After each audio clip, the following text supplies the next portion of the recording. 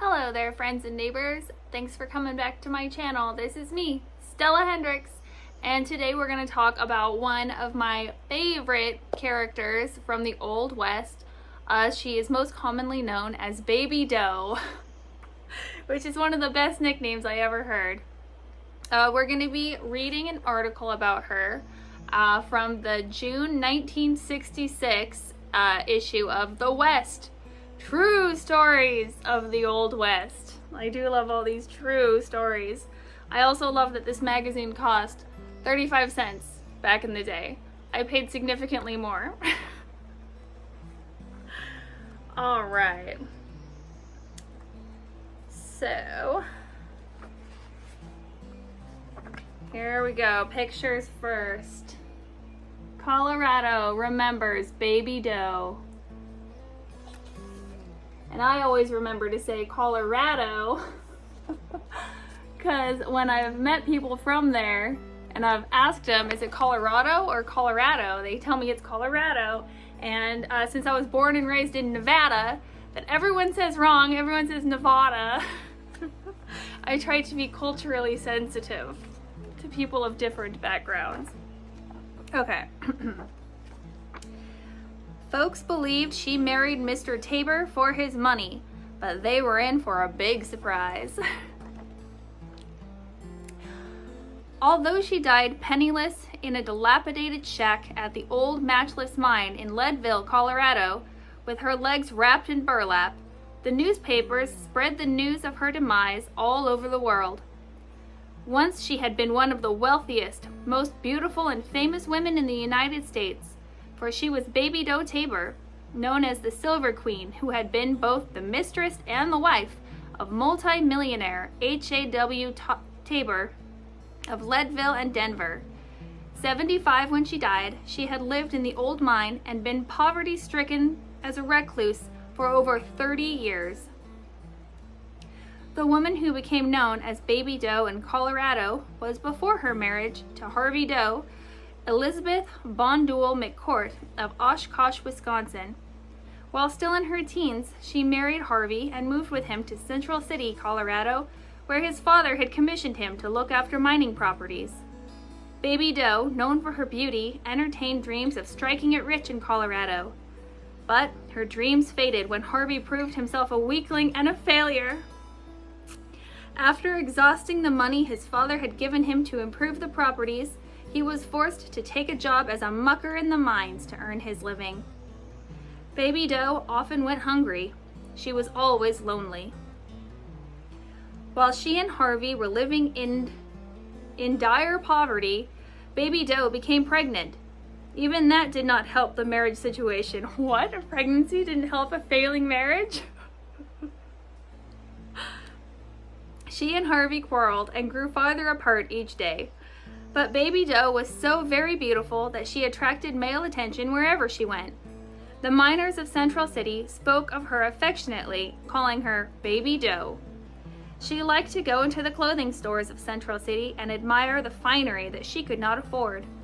In that way, she became friendly with a man called Jake, who was acquainted with one of the store owners. Jake liked her and began to lavish gifts on her. One night, after a bitter quarrel, Harvey left. He said he was going back home. Jake promised to see Baby Doe through the birth of her baby. Like every other person in the vicinity, Baby Doe had heard the story of Horace Tabor of Leadville, who had grub-staked two down-and-out prospectors. These men had hit pay dirt. Tabor had come into 1/3 of the mine they located, and soon he was the richest man in Leadville.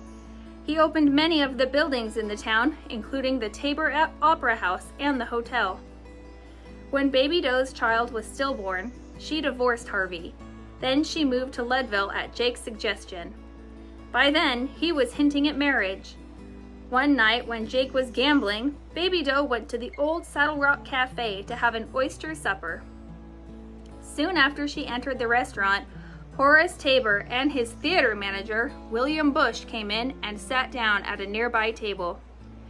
Tabor, an impressive man with large features, a drooping mustache, and dark coloring, caught Baby Doe's attention immediately. She said later that the instant his eyes met hers, she knew she could love him. Evidently, Tabor had the same feeling about the blonde beauty, for soon a waiter handed her a note from Bill Bush, whom she had known in Central City. It was an invitation to join him and Tabor. She did not hesitate about going to their table. After a time, William Bush excused himself, and Tabor asked Baby Doe to tell him about herself. She related the details of her unhappy marriage and her friendship with Jake. Tabor asked if she wished to marry Jake. She told him she did not intend to because she didn't love the man, but felt obligated to him because of his kindness to her. Tabor wrote out a $5,000 check and told her to give Jake $1,000 and to keep the balance for herself. The next day, she sent the $1,000 to Jake with her letter of explanation and severed her connections with him. Horace Tabor wasted no time. He moved Baby Doe into a suite at the Clarendon Hotel in Leadville, and the couple became lovers and were often seen together. Tabor, who had interests far and wide, bought the Matchless Mine in Leadville and half interest in the First National Bank in Denver. Already he owned an iron mine on Breese Hill, gold mines in San Juan, placer mines in Park City, smelters, toll roads, copperland, grazing lands, a forest in Honduras, and a real estate in Denver, Leadville, and Chicago. From the first, Baby Doe was deeply in love with the middle-aged Tabor, and he gradually returned her affection. He did not get along with his wife Augusta, who ridiculed his wild spending. Mrs. Tabor cared nothing for the finery her husband bought. She refused to live upstairs in the mansion he built in Denver, and moved herself down to the servants' quarters, where she could be near her cook stove. She kept a cow tied on the front lawn and did her own milking. Tabor was humiliated, but he could do nothing to stop her. He moved Baby Doe from Leadville to Denver and established her in the Windsor Hotel. That allowed him to spend more time with Baby Doe. Meantime, he started plans for an opera house in Denver to be called the Tabor Grand. He sent architects to Europe to study the fine theaters of London, Berlin, and Paris, and ordered carpets from Brussels, tapestries from France, cherry wood from Japan, and mahogany from Honduras. He made plans to erect the most elaborate opera house west of the Mississippi. When the theater was completed, Augusta, who by then knew all about Baby Doe, refused to attend. Baby Doe, wearing a heavy veil, sat in the orchestra. Tabor had sent Bill Bush to Augusta to ask her if she would divorce her husband. She refused. After the opening of the theater, Augusta brought suit for a property settlement. Tabor had the suit quashed, but Augusta still refused a divorce. Suddenly, Baby Doe came up with a solution for Tabor's problem. She suggested he go to a different county and sue for divorce there. Tabor filed suit in Durango. The year was 1882, and President Garfield had been shot to death in July of 1881.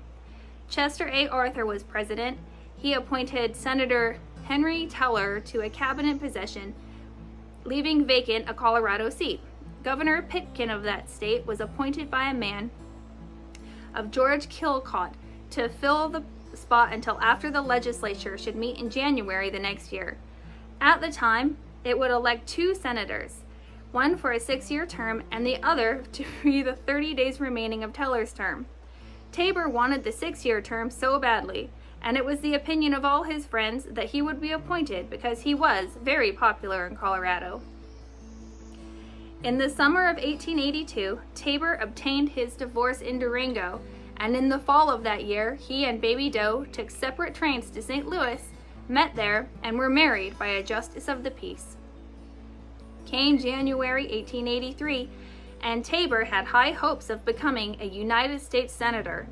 Then Augusta filed a divorce suit and was awarded the Tabor home, an apartment house, and $250,000. In a tearful scene in the courtroom, she sobbed that her divorce was not willingly asked for. She requested permission to keep Tabor's name and was granted that privilege. This harmed Horace Tabor's reputation greatly. When the legislature acted, Tabor was offered the 30 days remaining instead of Teller's term, and not the 6-year. He accepted and left for Washington immediately. he and Baby Doe planned to have a public wedding in Washington. In the latter part of February, Tabor sent for Baby Doe and her family. The wedding invitations had quarter-inch silver margins and were engraved with silver. They were sent out to such notables as President Arthur, Secretary of the Interior, Henry and Mrs. Teller, all of these senators, tons and tons of them. Baby Doe delivered the invitations in person and was quite chagrined when Mrs. Hill returned hers torn in half to show how she felt about it. For the wedding, Baby Doe wore a brocaded white satin gown that cost $7,500 and a diamond necklace worth $90,000, which was reputed to have been one of the jewels pawned by Queen Isabella of Spain to finance Columbus's trip to America.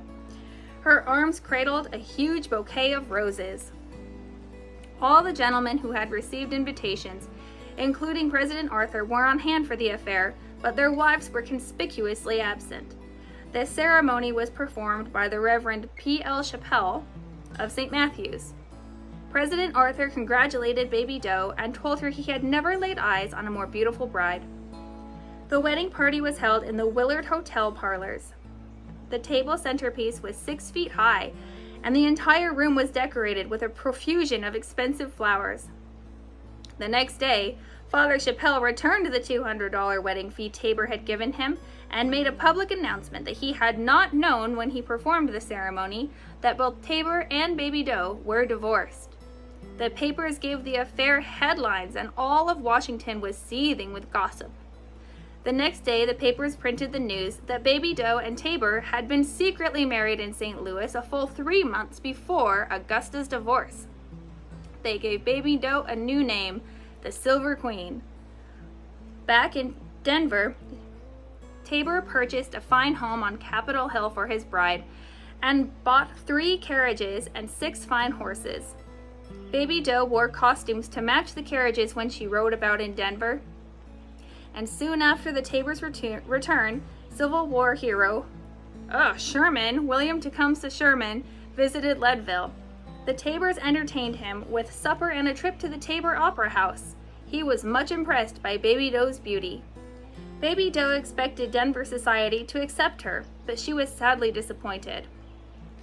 So I'm going to show you this picture. This is one of their daughters who the couple will end up having. We haven't got to that part in the story yet, but I have to turn the page, so I just show it to you now. No one called or invited her anywhere. Finally, Tabor's wife, Augusta, came. It's a humongous bee over there. I don't think you can get me. Let's hope not. Saying that she thought if she broke the ice, others would follow suit. Her gesture was futile, however, as Denver society continued to cut Baby Doe cold. When Baby Doe became pregnant, Tabor was overjoyed. The child, a girl, was born on July 13, 1884, and was called Elizabeth Von Duell Lilly. At her christening, she wore a $15,000 outfit with diamond pins on her hand-embroidered dress. Around her neck was a tiny jeweled necklace and a diamond locket. Although Tabor had fond hopes of winning the Colorado gubernatorial nomination, it failed to materialize. He was finished politically because of the scandal of his divorce. Though Denver society continued to ignore her, Baby Doe entertained many prominent political figures in Denver, all men and friends of her husband. Also, she and Tabor entertained the great show business of the day, Lily Langtry, Lillian Russell, Sarah Bernhardt, and others, all of whom played at the Tabor Opera House. On December 17, 1889, Baby Doe gave birth to another daughter, Rose Mary Echo Silver Dollar Tabor, a lovely dark-haired baby who resembled Tabor. Silver, like her sister, had fine clothes and expensive toys. Tabor bought a yacht in New York City, planning to take a trip to Honduras when his children grew older. But his plans never materialized. For suddenly, like a bolt from the blue, tragedy beset the Tabors. Came the year 1893, and with it, the Silver Panic.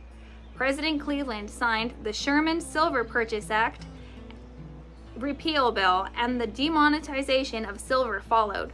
All of Tabor's mines, including the famed Matchless, were worthless. Almost overnight, the Tabors were penniless. He had made some bad investments and had spent millions in extravagant living. Now he found himself poverty-stricken. Desperately, he mortgaged his real estate holdings. Then 10 Denver banks failed in a period of 3 days, and his cash was gone. He had no money to meet his mortgages. He couldn't borrow from the banks, and his holdings were one by one foreclosed. Tabor found himself scrambling madly to even pay his grocery bill. The lights and water were turned off in his Denver mansion for non-payment, and the Tabors used candles and dipped their water from a barrel. Then the house was taken from them, and the Tabors moved to a cheap apartment in West Denver. Baby Doe did her own work, and Tabor, past 65, landed a job wheeling slag in a smelter at $3 a day. The Matchless was shut down, and its shafts and drifts filled with water. This state of affair lasted for 5 years. Baby Doe never complained, but assured her aging husband that he would again be a rich man. Then Senator Ed Wolcott, who had been a friend of the Tabors, influenced President McKinley to appoint Tabor the postmaster of Denver at $3,500 a year, less than he had lost many times over on a single hand of poker. The majority of people who knew that the Tabors were of the opinion that Baby Doe had married the middle-aged Tabor for his money. When poverty became his lot, they expected her to leave him, but that day never came. She remained at his side, always encouraging him.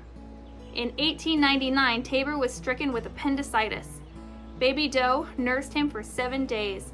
The end came quickly at the termination of that time, but before he died, he gasped to Baby Doe, "Hang on to the Matchless. It will make millions when silver comes back." For the next 3 years, Baby Doe and her daughters remained in Denver. Frantically, she strove to raise money to open the Matchless. Then, as her financial state grew worse, she moved to Leadville. Lily, the eldest Tabor girl, was disgusted with her mother's obsession about the mine. She borrowed money from an uncle in Denver and went to her grandparents in Oshkosh. Baby Doe never saw or heard from her again. Silver, who enjoyed donning overalls and going down into the mine, remained with her mother. The years rolled by, and Baby Doe never gave up her dream of restoring the Matchless, but she was never able to lease it to anyone who would execute her ideas. Many of her jewels had been pawned when Tabor first went broke, but she had kept a few back. Finally, she sold those to raise money and to hold on to the Matchless and get it running again on a very limited basis. Silver grew up and had a burning ambition to become a writer. In 1908, President Theodore Roosevelt visited Leadville, and she wrote a song, "Our President Roosevelt's Colorado Hunt." Baby Doe got enough money together to have it published. When Roosevelt returned in 1910, Silver had her picture taken with him. Then she became involved with a scandal with a livery stable owner. Silver left for Denver, where she secured a job as a reporter for the Denver Times, but she returned to Leadville without funds and jobless, telling Baby Doe that she planned to enter a convent. After she left, Baby Doe had no words from her for years. Then one day in 1925, Baby Doe, who was in Denver, heard that her daughter had been murdered in Chicago. Unable to afford a newspaper, she rushed to the public library and read an article about a girl who had been scalded to death under mysterious circumstances. The paper identified the girl as Rose Mary Echo Silver Dollar Tabor of Leadville. She had undergone various aliases, was an alcoholic and a drug addict, and had lived with many men. Baby Doe denied that the girl was her daughter, maintaining that Silver was in a convent. But she knew beyond a doubt that the victim was her adored Silver. Baby Doe's brother sent $300 to Chicago for Silver's burial, thus saving her from a grave in the potter's field. Long before Silver's departure, Baby Doe had moved into the old shaft house at the Matchless to save rent. As the years passed, she became poorer. Her boots wore out, and, not being able to afford new ones, she wrapped her legs in burlap and fastened them with strings. Came 1929 and the Great Depression. All the mines in Leadville were shut completely down, including the Matchless. Baby Doe had no income at all, with the matchless idol. She received many donations via fan mail, for she had come to be in the public eye once more as a result of a book about her life and a movie. A Catholic priest brought 2 lawyers to see her, who tried to interest her in suing the producers for $50,000, but she refused, saying that the Matchless would bring her millions again. During the last years of her life, Baby Doe, who had feasted on fine foods and champagne, lived on stale bread, which she bought a dozen loaves at a time, and a plate boil, and the brisket part of beef. A Leadville grocer let her have food at cost, and the people of Leadville helped her with gifts. When she was ill with a cold, she would treat herself with turpentine and lard. I don't know how you do that, but it sounds terrible. If she ran short of fuel, she would go to bed to keep warm. In the last years of her life, she became friendly with a girl by the name of Sue Bonnie, who bore some resemblance to her darling Silver. On February 20th, 1935, Baby Doe broke her way through a deep snow into Leadville. A grocery store delivery man took her home. She was not seen for the next 2 weeks, but Sue Bonnie noticed smoke issuing from the shaft house smokestack. A new blizzard struck with swirling snow, obliterating the cabin for 3 days. After the storm abated, Sue noticed that there was no smoke coming from Baby Doe's cabin. With the aid of a friend, Tom French, Sue broke through the deep snow to Baby Doe's cabin. There they found the frozen body of the once famous Silver Queen on the floor. Of her once vast estate, only 14 trunks filled with soiled finery were left. She was buried in Denver at the Mount Olivet Cemetery beside her beloved husband. It is interesting to note that in many ways, Baby Doe's fabulous but tragic story paralleled that of another colorful Leadville character, the unsinkable Molly Brown. Both rose from rags to riches via silver strikes. Both moved to Denver and were snubbed by the society element there. Both loved the publicity they received. Molly aggressively sought it, while Baby Doe was content to bask in it. Both in their heydays hobnobbed with the great of the nation. Both became widows, Baby Doe through death, Molly via the divorce court. Doesn't that make you a divorcee? I don't think that makes you a widow. Okay, that's alright. Both lost their money. While Baby Doe died a pauper, Molly was never destitute. Both died in the 1930s, Molly in 1932, Baby Doe 3 years later. Both became the heroines of books, movies, and stage plays, such as The Unsinkable Molly Brown and The Ballad of Baby Doe.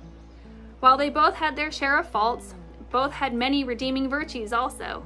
They possessed the pioneer spirit and a generous amount of courage. Both were part and parcel of the gone forever, rip-roaring, flamboyant silver boom days of Colorado. Certainly they belong in the vast legend of the West, for both carved their names deeply into its history. I liked that one. That was a great one. Well, thank you so much for joining me for this wonderful Starlets and Harlots of the Wild West episode. And I don't know what we're going to get into just next, but maybe it'll be Julia Bulette, maybe it'll be more Baby Doe, maybe it'll be somebody new entirely. I guess you'll find out when I find out. Until then, don't do anything I wouldn't do, and I'll catch you on the flip side.